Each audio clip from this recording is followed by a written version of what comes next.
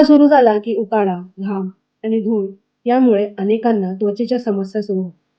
शरीराला सतत खाज येणे, घामोळी येणे, पाठ किंवा मान लाल होणे, जळजळ होणे अशा तक्रारी दिसू लागतात. घाम जास्त आल्यामुळे त्वचेचे छिद्र बंद होतात आणि त्यामुळे घामोळी तयार होऊ शकते. त्यामुळे त्वचेवर लाल पुरळ, खाज आणि जळजळ जाणवते. अशा वेळी महागडी औषधे वापरण्यापेक्षा काही सोपे घरगुती उपाय त्वचेला आराम देऊ शकतात.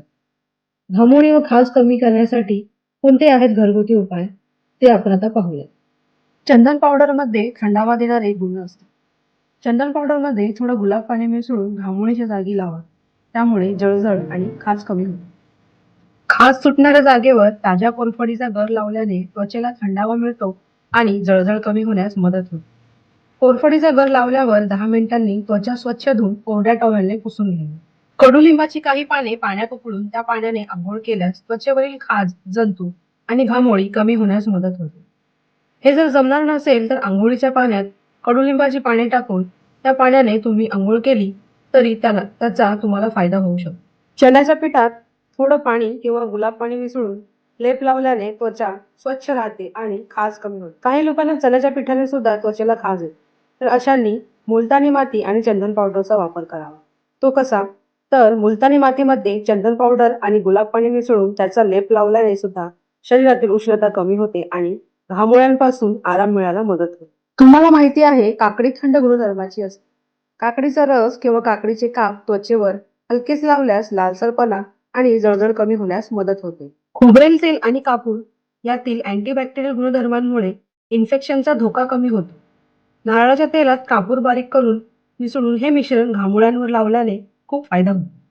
सुती कापडात बर्फ गुंडाळून प्रभावित भागावर 5 ते 10 मिनिटे ठेवल्यास खाज व सूज कमी होण्यास मदत होते.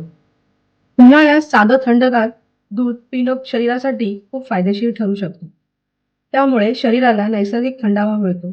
ॲसिडिटी आणि पित्त कमी होण्यास मदत होते. शरीराला कॅल्शियम आणि प्रोटीन मिळतं आणि शरीराचा थकवा कमी होण्यास मदत होते. मात्र दूध खूप बर्फासारखं थंड नसावं.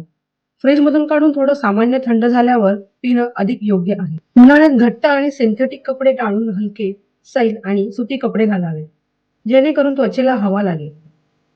काही लोकांना उन्हाळ्यात सुद्धा गरम पाण्याने आंघोळ करायची सवय असते. त्यामुळे पण घामोळे येऊ शकतात. उन्हाळ्यात दिवसातून किमान 2 वेळा तरी थंड पाण्याने आंघोळ करावी. आंघोळीनंतर त्वचा व्यवस्थित स्वच्छ कोरडी करणे अत्यंत आवश्यक आहे.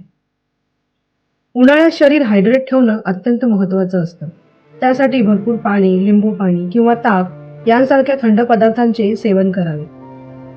तीव्र सुगंध असलेले म्हणजेच स्ट्रॉंग स्मेल असलेले डिओड्रंट, परफ्यूम, साबण किंवा लोशन हे घामाचा दुर्गंध येऊ नये म्हणून वापरले जातात.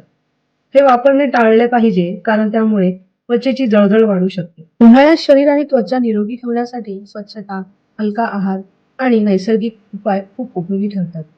तुम्हाला विशिष्ट घरगुती फेस पॅक किंवा मुलांच्या त्वचेसाठी काही खास टिप्स हव्या आहेत का? मला कमेंट करून नक्की सांगा. तुम्हाला ही आरोग्यदायी माहिती आवडली असेल तर इतरांबरोबर नक्की शेअर करा. निरोगी आयुष्याची सुरुवात आजच करा. आपण आणि आपले कुटुंब निरोगी व आनंदी राहावे हीच प्रत्येकाची इच्छा असते.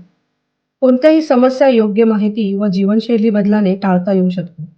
पैसा, प्रतिष्ठा, यश हे सर्व तेव्हाच अर्थपूर्ण असते जेव्हा शरीर आणि मन दररोज सोप्या मराठी भाषेत आरोग्य मार्गदर्शन, घरगुती उपाय आणि आहार सल्ले मिळवण्यासाठी आजच चॅनलला सबस्क्राईब करा.